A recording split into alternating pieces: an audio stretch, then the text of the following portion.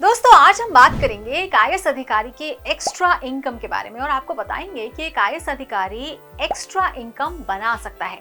अब extra income सुनते ही आपके मन में जो ख्याल आ रहे हैं वो मैं समझ रही हूँ, लेकिन हम यहाँ उस इनकम की बात नहीं करेंगे जो इलीगल है और जिसके लिए एक आईएएस अधिकारी को गलत काम करने होते हैं। हम उसकी बात नहीं कर रहे हैं। आज मैं आपको ये बताऊंगी कि कैसे एक आईएएस अधिकारी सेवा में रहते हुए भी अपनी सैलरी के अलावा और सोर्सेज से भी कमाई कर सकता है जो पूरी तरह से लीगल होती है। नमस्कार, स्वागत है आपका प्रभात एग्जाम के यूट्यूब चैनल पर।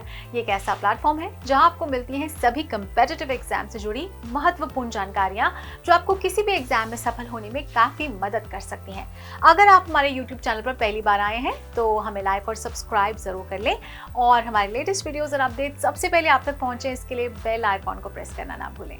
तो आइए शुरुआत करते हैं आज के वीडियो की, जो है आईएएस की एक्स्ट्रा इनकम कैसे होती है।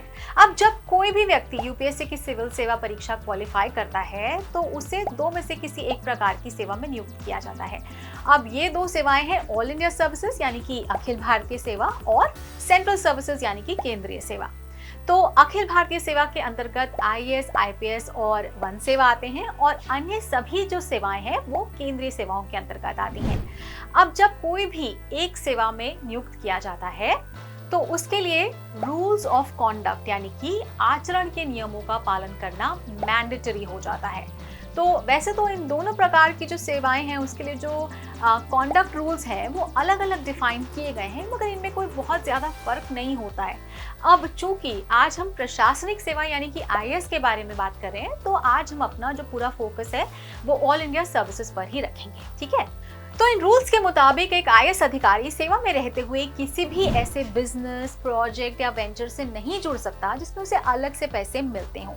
लेकिन सरकार ने इस मामले में कुछ छूट भी दे रखी है। सेवा में रहते हुए एक आईएएस अधिकारी कोई अन्य व्यवसाय और अधिकांश पेशा नहीं कर सकता है। हालांकि आय के कई निष्क्रिय स्रोत सेवा के दौरान भी एक आईएएस अधिकारी के लिए स्वीकार्य हैं, यदि वो नियमों और कानूनों का उल्लंघन नहीं करते। तो आय के ऐसे निष्क्रिय स्रोतों की मदद से यहाँ तक कि एक आईएएस अधिकारी अतिरिक्त आय अर्जित कर सकता है, कानून के अनुसार करों का भुगतान भी कर सकता है और अमीर बन सकता है। तो उदाहरण के लिए यदि एक आईएएस अधिकारी के पास कोई पैतृक कृषि भूमि है, वास्तव में ये पूर्व अनुमति या सूचना के साथ सेवा के दौरान भी ऐसी भूमि वो खरीद सकता है और फिर कृषि से आय अनुमन्य हो सकती है। वो सूचीबद्ध कंपनियां या म्यूचुअल फंड जो होते हैं उसके शेयरों में निवेश कर सकता है और इस तरह पैसे कमा सकता है अगर उनकी कीमतों में या लाभांश के माध्यम से पर्याप्त बढ़ोतरी हो। हालांकि उसे शेयरों में सट्टा लगाने की अनुमति नहीं है,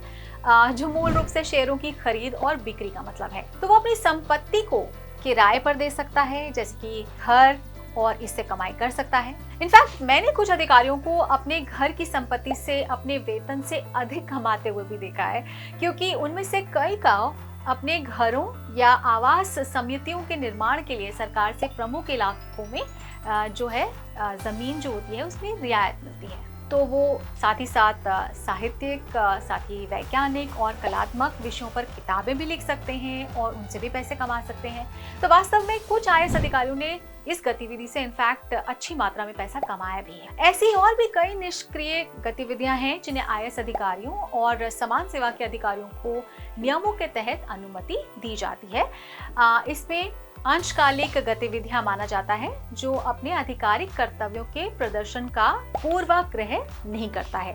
आमतौर पर सरकार के पास इनफैक्ट ये अधिकार है कि वो इस तरह की गतिविधियों से बचने के लिए कहे यदि वो अपने आधिकारिक कर्तव्यों के प्रदर्शन के रास्ते में आते हैं। इसीलिए वो ऐसी गतिविधियों से कमाई कर सकता है और करों का भुगतान कर सकता है, क्योंकि नियमों के तहत इस तरह की जो अधिकांश निष्क्रिय गतिविधियां हैं उनकी अनुमति है। ऐसे इनफैक्ट कई अधिकारी हैं जिन्होंने करोड़ों में कमाया है।